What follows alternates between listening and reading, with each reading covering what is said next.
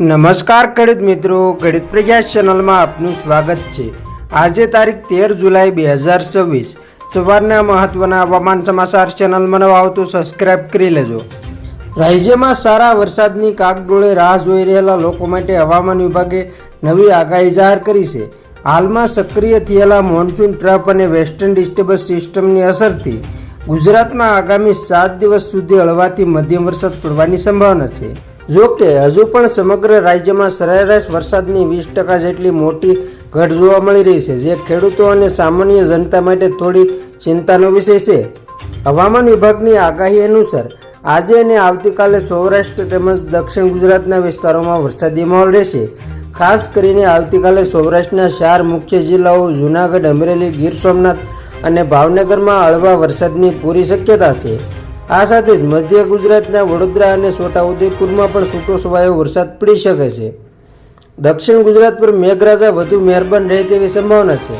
આવતીકાલે દક્ષિણ ગુજરાતના તમામ જિલ્લાઓ જેમાં ભરૂચ, નર્મદા, સુરત, તાપી, નવસારી, ડાંગ અને વલસાડનો સમાવેશ થાય છે ત્યાં હળવો વરસાદ રહેવાની આગાહી છે। આ ઉપરાંત પાડોશી સંઘ પ્રદેશ દીવ અને દમણ, દાદરાનગર હવેલીમાં પણ સામાન્ય વરસાદ પડી શકે છે। વરસાદની સાથે પવનની ગતિમાં પણ વધારો જોવા મળશે। દરિયાઈ કાંઠાના વિસ્તારોમાં 40 થી 60 કિલોમીટર પ્રતિ કલાકની ઝડપે પવન ફૂંકાવાની શક્યતા છે। આ અસ્થિર હવામાનને ધ્યાનમાં રાખીને તંત્ર દ્વારા સાવચેતીના પગલાં રૂપે માછીમારોને આગામી 3 દિવસ સુધી દરિયો ન ખેડવાની કડક સૂચના આપી દેવામાં આવી છે। ચાલુ ચોમાસાની સિઝનમાં આંકડાઓ પર નજર કરીએ તો ચિત્ર થોડું નિરાશાજનક છે। અત્યાર સુધીમાં ગુજરાત રિજનમાં સામાન્ય કરતાં 13% અને કચ્છ અને સૌરાષ્ટ્રમાં 28% ઓછો વરસાદ નોંધાયો છે, જેના પરિણામે સમગ્ર રાજ્યનો સરેરાશ વરસાદ 20% જેટલો ઓછો રહ્યો છે।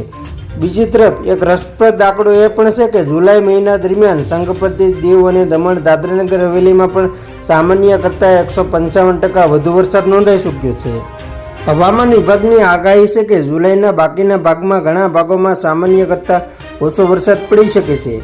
હવામાન વિભાગના જણાવ્યા મુજબ આખા મહિના દરમિયાન વરસાદ સામાન્ય સરેરાશ કરતાં ઓછો રહેવાની શક્યતા છે।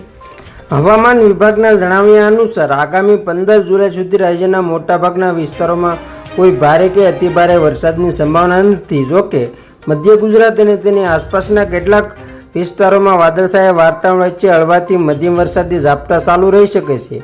રાજ્યના કેટલાક ભાગોમાં આગામી 17 જુલાઈ સુધી આવું જ મિશ્ર વાતાવરણ યથાવત રહેવાની શક્યતા છે।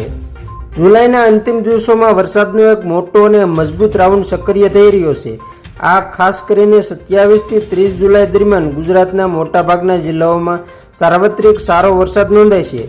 આ ઉપરાંત મેઘરાજાની આ ધબધબાટી ઓગસ્ટ મહિનાના પ્રથમ સપ્તાહમાં પણ ચાલુ રહેવાના સંકેતો છે। વાતાવરણમાં રહેલા ભેજને લીધે માત્ર છૂટાછવાયા ઝાપટા જ પડશે। 15 જુલાઈ બાદ 5 દિવસ સુધી હળવી હળચલ જોવા મળશે, જ્યારે 25 થી 31 જુલાઈ વચ્ચે રાજ્યમાં ફરી એકવાર વ્યાપક અને મજબૂત વરસાદી સિસ્ટમ સક્રિય થશે।